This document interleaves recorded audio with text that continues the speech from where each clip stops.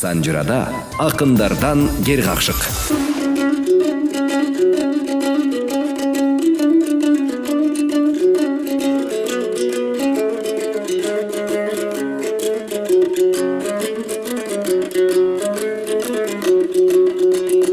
Жесек жейбиз гуляштың эй кошуп сабиз пиязда, 50 миңге жасайт экен кайдан табам муляшты.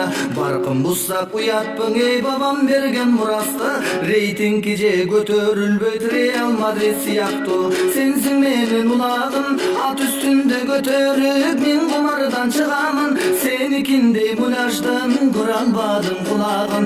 ЮНЕСКОго каттабасам эми кандай кыламын?